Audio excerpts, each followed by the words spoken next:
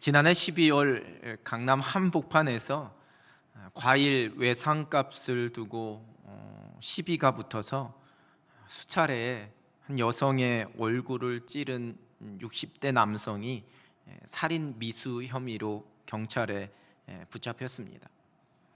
노점상을 하던 이 남성은 외상값 불과 26,000원으로 인해 시비를 벌이다가 날 죽이라는 피해자의 그 말에 채소를 자를 때 사용하던 칼로 이 피해자를 여러 차례 찔렀다고 합니다.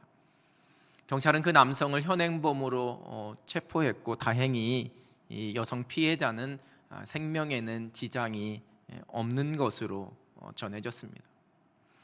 그런데 알고 보니 이 두 사람은 같은 교회를 다니고 있던 사람들이었다고 합니다.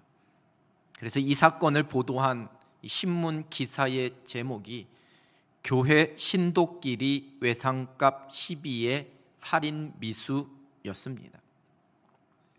요즘 분노 조절 장애라는 단어를 심심치 않게 듣게 됩니다.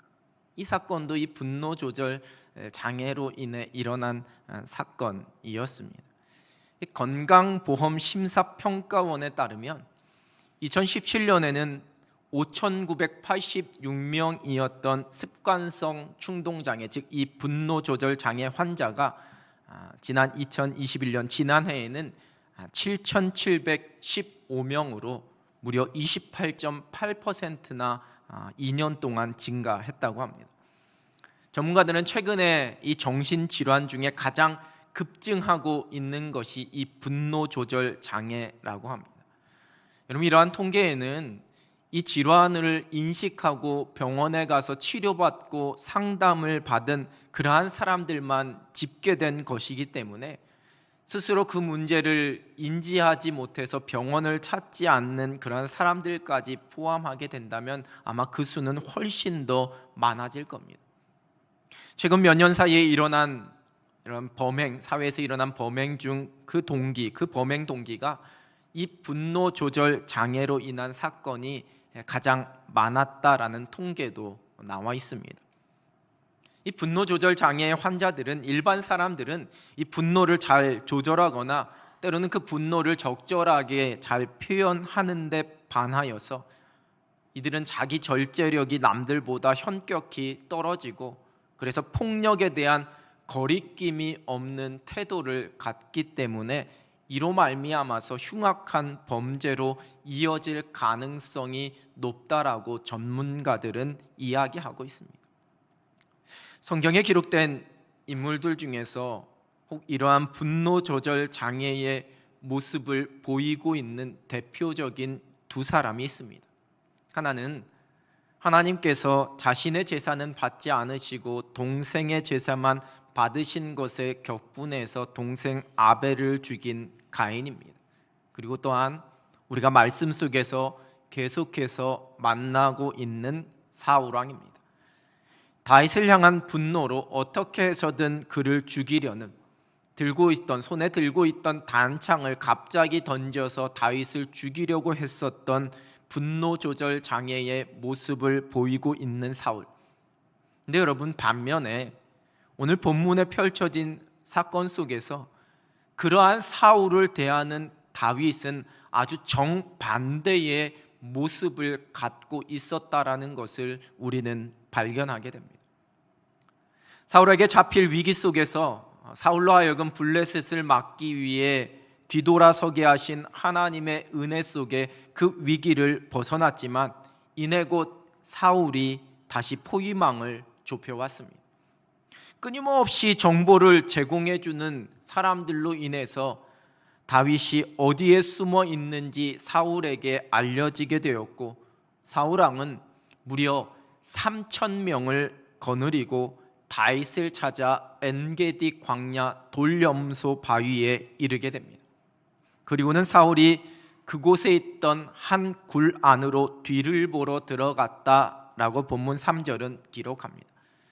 기억하실지 모르지만 예전 개역 한글판 성경에는 발을 가리우러 들어갔다라고 표현했습니다. 이는 히브리어의 관용적인 표현입니다. 혹자는 이 의미를 용변을 본다라는 의미로, 또 어떤 사람은 이 의미는 낮잠을 잔다라는 의미다라고 해석을 하기도 했는데, 이 개역개정 성경에서는 뒤를 보러, 즉 용변을 보러 들어간 것으로 그렇게 해석하면서 번역했습니다. 중요한 것은 사울이 호위병 없이 홀로 있다라는 것을 강조하고 있는 표현입니다. 무방비 상태라는 겁니다. 그리고 본문 3절 후반절의 기록처럼 그 굴에, 그 사울이 들어간 그 굴의 깊은 곳에 다윗과 그 사람들이 숨어 있는 상황이었습니다. 이제 모든 형세를 바꿀 좋은 기회가 다윗에게 찾아왔습니다. 지금까지는 다윗이 사울에게 쫓겨 목숨을 위협받고 있는 상황이었지만, 이제 그 상황이 역전이 되어서 사울이 오히려 위험한 상황에 처하게 되었습니다. 다윗이 사울을 유인하기 위해 계략을 꾸민 것 아니었습니다.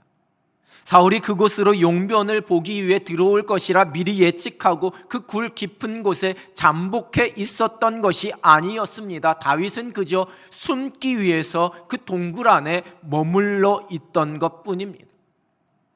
우리가 다윗의 삶 속에 펼쳐지는 모든 일이 하나님의 손길이요 하나님의 주권임을 고백하게 될 때, 이는 하나님께서 사울을 무장해제시키시고 그 굴 안으로 인도하신 것이다라고 고백하게 됩니다. 자신이 홀로 들어갈 그 동굴을 정탐꾼들에게 미리 정찰시키지 않은 사울의 경솔함 때문도 아니었고, 그 모든 것을 예측하고 있었던 주도 면밀한 다윗의 철저함 때문도 아니었습니다. 오직 모든 것은 하나님께서 다 펼쳐주신 상황입니다. 여러분, 사울은 이 다윗을 잡기 위해 온 전력을 다 쏟고 있었습니다. 그에게는 다윗이 있는 곳을 끊임없이 밀고 해주는 사람들도 많았습니다. 블레셋을 쫓아내기 위해 국경으로 갔지만 여전히 그 사울의 마음은 다윗을 잡는 일에 가 있었습니다. 그래서 블레셋과의 전쟁이 끝나자마자 3,000명이나 데리고 다윗을 잡으러 온 겁니다. 하지만 사울이 이렇게 온갖 수단과 방법과 그 모든 노력을 동원하는 그 수고에도 불구하고 다윗을 잡지 못하는, 아니 결정적인 기회조차 얻지를 못했습니다. 그러나 다윗은 전혀 의도하거나 노력하지 않았음에도 불구하고 눈앞에 자신의 원수인 사울을 쉽게 죽일 수 있는 그러한 기회가 찾아왔습니다. 요즘 사람들의 표현으로는 이런 상황을 일컬어서 소위 온 우주의 기운이 지금 다윗에게로 모여지고 있는, 이 다윗에게 있는 그 행운이 다 그렇게 모여져 있다라고 이야기를 할 겁니다. 그러나 믿음의 사람들인 우리는 이는 결코 다윗에게 있는 행운 때문이 아니라 철저한 하나님의 손길이요 섭리임을 고백해야 합니다. 하나님께서 다윗의 손에 사울을 붙이셨습니다. 자신의 손에 다윗을 붙이려고 스스로 몸부림치고 있는 그 사울의 모든 노력이 헛된 것임을, 그 어떤 노력과 계획도 결코 하나님의 주권과 하나님의 섭리, 하나님의 뜻과 이루시려는 그 일을 무너뜨릴 수 없다라는 것을 보여주고 계시는 겁니다. 이제 다윗은 조용히 그냥 일을 끝내면 되는 상황입니다. 다윗과 함께하고 있던 사람들도 이보다 더 좋은 기회는 없다라고 그 상황을 파악하고 다윗에게 이야기합니다. 4절 상반절 새번역 성경입니다. 다윗의 부하들이 그에게 말하였다. 드디어 주님께서 대장님에게 약속하신 바로 그날이 왔습니다. 내가 너의 원수를 너의 손에 넘겨줄 것이니 네가 마음대로 그를 처치하여라 하신 바로 그날이 되었습니다. 지금이 바로 그 절호의 기회임을, 그리고 이것은 분명히 다윗과 그리고 자신들에게 허락하신 하나님의 손길임을 확신했습니다. 그러나 다윗은 그렇게 하지 않았습니다. 여러분, 그렇다고 해서 이 모든 것이 하나님께서 펼쳐주신 상황이라는 것을 다윗이 인정하지 않았기 때문 아니었습니다. 다윗도 분명히 이 상황은 결코 우연히 펼쳐진 것이 아니요 내게 운이 좋아서 일어난 일도 아니라는 것을 분명히 알고 있었을 것입니다. 그러나 다윗은 그 상황 속에서 자신의 감정에 따른 모습이 아니라 지금 하나님께서 자신에게 원하시는 모습, 그 결정이 무엇인지, 자신이 어떻게 행해야 할지를 먼저 정확하게 분별하려 했습니다. 본문 4절의 하반절은 다윗이 행한 일을 이렇게 기록합니다. 다윗이 일어나서 사울의 겉옷자락을 가만히 베니라. 그리고 이렇게 행한 다윗의 마음을 5절에서 기록합니다. 그리한 후에 사울의 옷자락 뱀으로 말미암아 다윗의 마음이 찔려. 여러분, 세번역 성경은 이를 더 구체적으로 이렇게 번역하고 있습니다. 다윗은 자기가 사울의 옷자락만을 자른 것뿐인데도 곧 양심의 가책을 받게 되었다. 사울을 죽이기는커녕 심지어 그 옷자락을 조금 벤 것만으로도 그 마음에 찔림이 있었음을, 그 양심의 가책을 받게 되었음을 성경은 기록합니다. 이를 보고 있었던 다윗과 함께 있었던 사람들, 그 다윗의 부하들의 마음이 어떠했을까요? 여러분, 만약에 다윗이 그들의 눈치를 보았더라면, 그들의 마음을 얻기 위해 행했더라면, 아니면 자신의 입장만을 고려해서 행동했더라면 아마 다윗은 이렇게 하지 않았을 것입니다. 그 사람들의 기대대로 아마 사울을 죽였을 것입니다. 그러나 다윗은 살아계신 하나님 앞에 서 있었던 믿음의 사람이었습니다. 그리고 무엇보다도 하나님께서 지금 자신에게 원하시는 일이 무엇인지가 가장 중요했습니다. 이스라엘 백성들을 이끌던 모세가 또다시 백성들의 불평에 맞닥뜨리게 되었습니다. 이제 곧 폭동이 일어날 조짐입니다. 광야에 있던 그들에게 마실 물이 없었기 때문입니다. 극한 상황에 몰린 이 이스라엘 백성들이 지도자인 모세와 아론에게 모여들고 막 불평하면서 따지고 있습니다. 그러자 모세와 아론이 그들 앞을 떠나 회막문에 이르러 엎드렸다 성경은 기록합니다.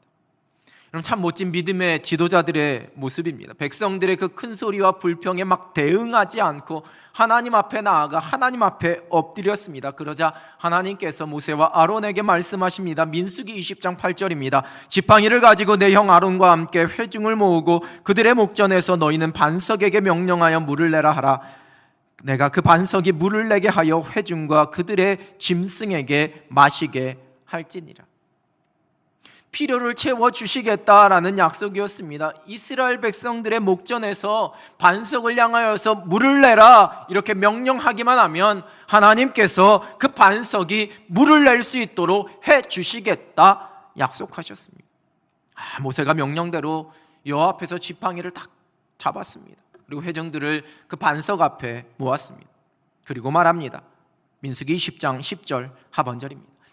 모세가 그들에게 이르되 반역한 너희여 들으라. 우리가 너희를 위하여 이 반석에서 물을 내랴 하고. 여러분, 뭔가 좀 뉘앙스가 묘합니다. 모세와 아론, 우리가가 이제 주어가 되어 버렸습니다. 우리가 너희를 위하여 이 반석에서 물을 내랴. 이건 감정이 섞인, 아주 좋지 않은 감정, 백성들을 향한 화가 섞인 표현입니다. 이어지는 11절입니다. 모세가 그의 손을 들어 그의 지팡이로 반석을 2번 치니 물이 많이 솟아나오므로 회중과 그들의 짐승이 마시니라. 반석에서 물이 나왔습니다. 그런데 여러분, 그 결과가 중요한 것이 아니었습니다. 물이 나와서 이스라엘 백성들이 마셨으면 되는 것으로, 그 불평이 들어갔으면 되는 것으로 끝나는 상황이 아니었다라는 겁니다. 하나님께서 모세와 아론에게 말씀하십니다. 12절입니다.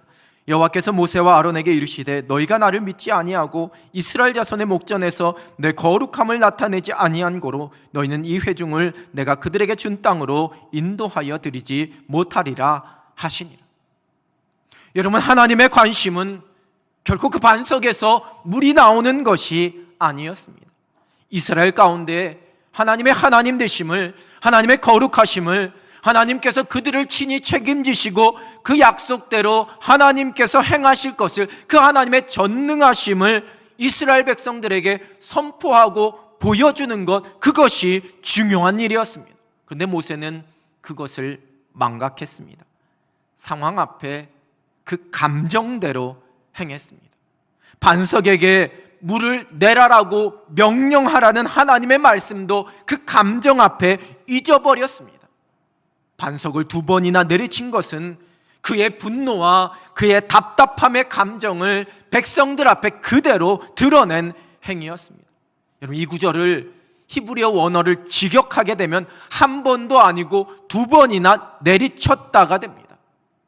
그리고 이로 인해 모세는 하나님을 믿지 못했음을, 하나님의 거룩함을 나타내지 못했음을 책망받았고, 결국 가나안 땅, 그 약속의 땅에 들어가지 못할 것이라는 말씀을 듣게 됩니다. 광야 반석에서 그 반석을 뚫고 솟아나온 물은 분명 하나님의 은혜였습니다. 그러나 모세와 아론은 그 하나님의 은혜 앞에서 책망을 받았습니다. 하나님께서 펼쳐주신 그 은혜 앞에서 우리의 감정이, 우리의 욕심이 앞서게 될 때 그 은혜를 무너뜨리게 되는 겁니다. 그러나 다윗은 이를 아주 정확하게 알고 있었습니다. 자신의 눈앞에 사울왕이 무방비 상태로 있는 상황은 분명히 스스로 의도하지 않은 오직 하나님의 은혜의 손길이었습니다. 그러나 그 상황 앞에, 그 은혜 앞에 자신의 감정대로 그 욕심에 따라 흔들리거나 주변 사람들의 그 말에 휘둘리지 않았습니다. 본문 6절입니다. 자기 사람들에게 이르되 내가 손을 들어 여호와의 기름 부음을 받은 내 주를 치는 것은 여호와께서 금하시는 것이니 그는 여호와의 기름 부음을 받은 자가 됨이니라 하고, 다윗이 사울을 죽일 수 없었던 분명한 이유, 그것은 사울은 하나님께서 친히 기름 부어 세우신 자였고, 그렇게 기름 부어 세우신 자를 자신이 해하거나 패할 수 없다라는 것을 다윗이 분명하게 알고 있었기 때문입니다. 그렇게 하는 것은 단순히 왕에 대한, 어떤 세상의 권력에 대한 도전이 아니라 그것은 곧 하나님의 권위, 하나님의 질서에 대한 도전이었기 때문입니다. 하나님의 주권에 대한 철저한 인정에서 나온 행동이었습니다. 그래서 기름 부음 받은 자인 그 사울의 옷자락을 벤 것만으로도 그 마음에 찔림이 되었던 겁니다.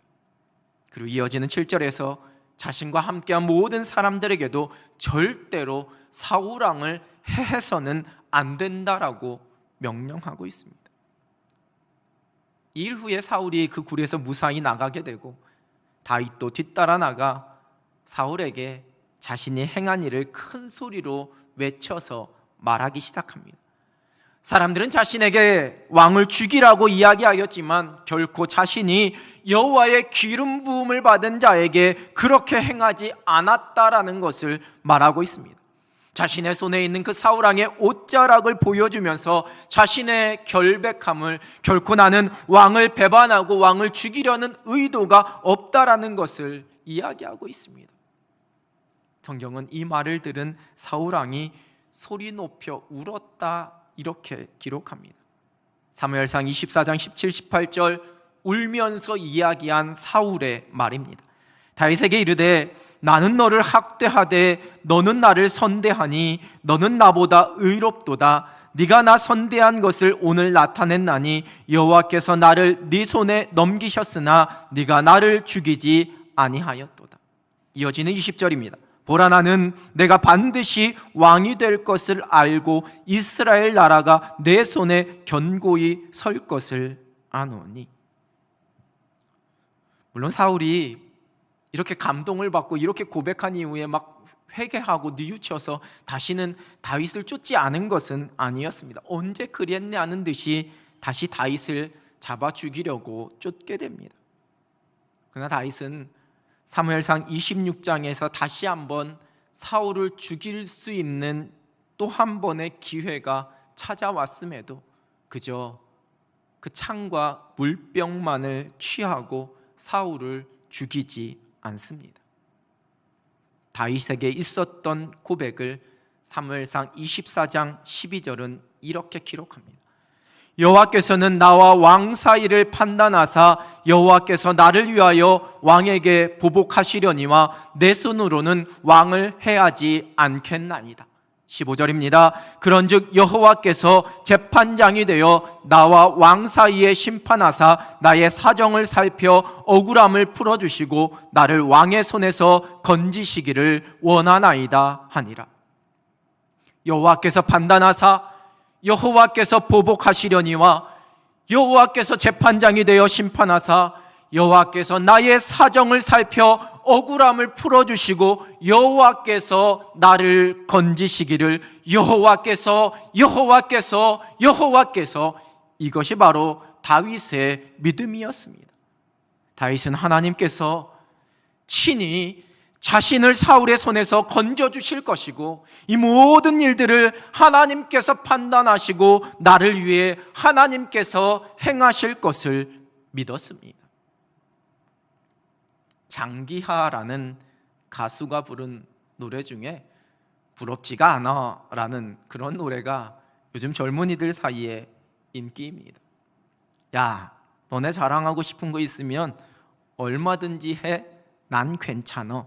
왜냐면 나는 부럽지가 않아. 한 개도 부럽지가 않아. 이렇게 시작하는 노래입니다. 제가 불러드리려고 했는데 이 노래가 되게 어렵더라고요.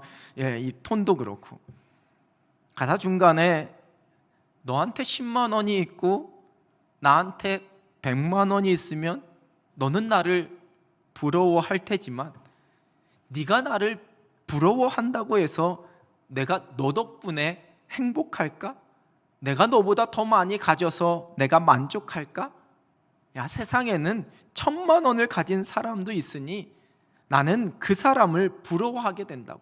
세상에는 아예 부러움을 모르는 사람도 있는데 그게 바로 나라고. 그래서 나는 아무것도 부럽지 않다고 얼마든지 자랑해보라라고 그렇게 노래하고 있습니다.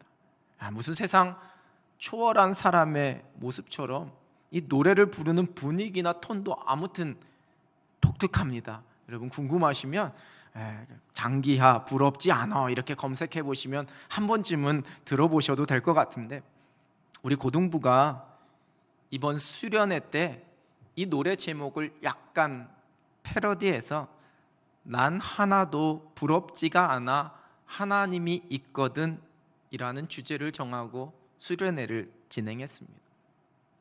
수련회 개회 예배 때 우리 고등부 학생들 격려해주고 또 축도하기 위해서 저녁에 잠시 갔었는데, 우리 전사님이 행복이라는 주제로 말씀을 나누면서 하나님 안에 있는 행복, 그래서 그리스도인으로서 세상이 부럽지 않은 삶에 대한 은혜를 나누는 것을 들었습니다. 난 하나도 부럽지가 않아 하나님이 있거든. 난 하나도 조급하지가 않아 하나님이 있거든. 난 하나도 두렵지가 않아 하나님이 있거든. 이것이 바로 믿음의 사람의 고백입니다. 오늘 본문에서 다윗이 드리는 고백입니다. 하나님이 재판장이 되시기에, 하나님의 친히 원수를 갚으시고 보복하실 것이기에 하나님께서 모든 사정을 살펴보시고 그 억울함을 풀어줄 것이기에 하나님께서 나를 건져주실 것이기에 조급해하지 않았습니다. 결코 자신의 생각과 자신의 감정에 따라 행하지를 않았습니다. 말씀대로 행하는 것에서 무너지지 않았습니다. 하나님을 신뢰하는 믿음으로 행했습니다. 여유라는 단어를 국어사전에서는 성급하게 굴지 않고 사리 판단을 너그럽게 하는 마음의 상태, 이렇게 정의하고 있습니다. 요즘 사람들이 하고 싶어하는 일들 중에 불멍, 물멍이라는 것이 있습니다. 들어보셨는지 모르겠습니다. 불멍, 물멍. 말 그대로 불을 보면서 멍하게 있는 겁니다. 또 물을 보면서 멍하게 있는 겁니다. 요즘 젊은이들은 멍 때린다 이렇게 표현하는데요. 분주한 일상 속에 잠시 모든 것을 내려놓고 생각과 감정의 여유를 갖는 겁니다. 믿음의 사람이었던 다윗에게는 여유가 있었습니다. 객관적으로는 결코 여유 부릴 수 없는, 쫓기고 조급해질 수밖에 없는 상황, 당장 어떠한 방법을 써서라도 지금의 문제를 해결하고 위험을 제거해야지만 되는 상황이었지만 성급하게 굴지 않고 사리 판단을 너그럽게 할 수 있는 그러한 여유가 다윗에게는 있었습니다. 만약에 다윗이 조급했더라면, 그저 환경과 상황에 쫓기는 그 분노와 억울함의 감정에 사로잡혀 있었더라면, 그 주변 사람들의 말에 휘둘렸더라면, 다윗은 그 사람들의 의견대로 그 기회를 놓치지 않고 사울을 죽였을 것입니다. 그러나 그렇게 하지 않은 것은 다윗에게는 감정 앞에, 환경 앞에 흔들리지 않는 여유가 있었기 때문입니다. 그리고 그 여유는 오직 자신을 위해 모든 것을 행하고 계시는 살아계신 하나님을 향한 믿음에서 나온 여유였습니다. 북이스라엘의 최고 권력을 가진 아합 왕과 이세벨뿐만 아니라 바알과 아세라 선지자 850명에게 둘러싸여 있는 엘리야, 하나님의 백성들이었던 이스라엘 백성들조차도 어느 편을 들어야 할지 머뭇거리고 있는 그 상황 속에서 홀로 외로이 갈멜산에서 그들과 영적인 대결을 벌이고 있습니다. 쌓아놓은 번제물에 불을 내려달라고 바알과 아세라 선지자들이 아무리 몸부림치지만 어떠한 일도 일어나지 않았습니다. 그 상황 속에서 엘리야가 한 이야기를 열왕기상 18장 27절은 이렇게 기록합니다. 정오에 이르러는 엘리야가 그들을 조롱하여 이르되 큰 소리로 부르라. 그는 신인즉 묵상하고 있는지, 혹은 그가 잠깐 나갔는지, 혹은 그가 길을 행하는지, 혹은 그가 잠이 들어서 깨워야 할 것인지 하며, 주변을 둘러봐도 내 편은 아무도 없습니다. 온통 반대자들, 적들로 둘러싸여 있는 형편입니다. 그러나 주눅들지 않습니다. 불안해하거나 조급해하지 않습니다. 오히려 비웃으면서 조롱하고 있습니다. 왜냐하면 이미 그 싸움은 승리가 결정되어진 싸움이었기 때문입니다. 오직 믿음의 사람만이 가질 수 있는 여유입니다. 오늘이 광복 77주년 기념주일입니다. 일제강점기 속에 펼쳐졌던 항일운동은 비폭력 저항운동 정신이 그 중심을 차지하고 있었습니다.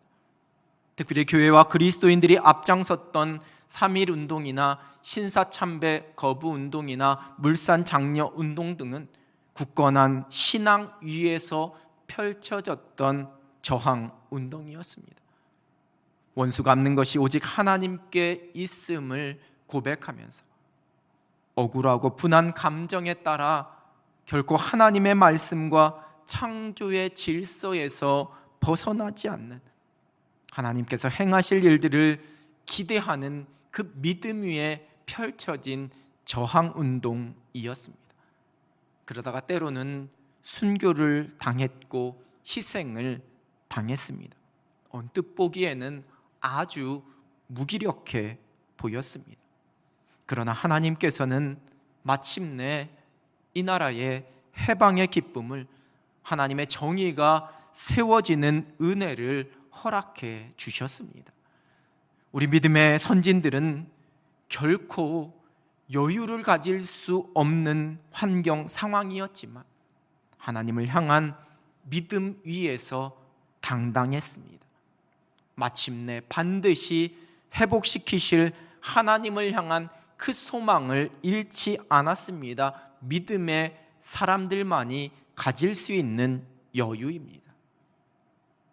나를 힘들게 하는 상황 속에서 우리의 마음과 우리의 생각이 좁아집니다. 어떻게 해서든지 이 상황을, 이 문제를 해결해 보고자 하는 조급함이 때로는 하나님의 질서와 하나님의 계획을 망각하고 무시하게 만듭니다. 때로는 하나님보다 앞서려는 어리석음 가운데 하나님이 하실 일을 내가 행하려고 하는 교만함 가운데 빠지게 만듭니다.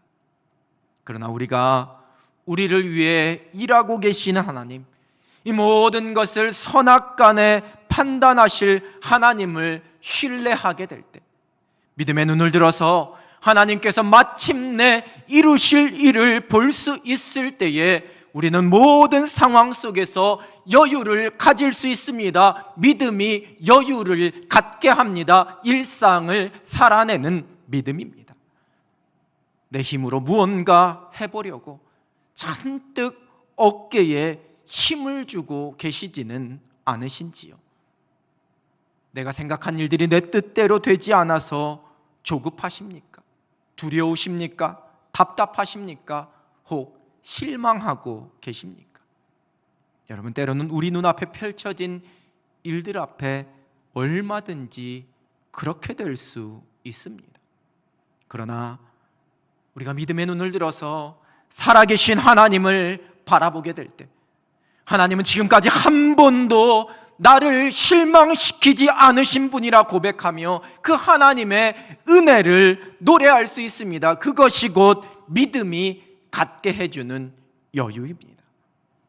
믿음으로 말미암은 여유를 가지고 모든 것 하나님의 계획 가운데 하나님께서 친히 행하시는 그 손길을 신뢰하면서 하루하루 하늘의 평강을 누리며 승리할 수 있는 여러분 되시기를 우리 주님의 이름으로 축원합니다.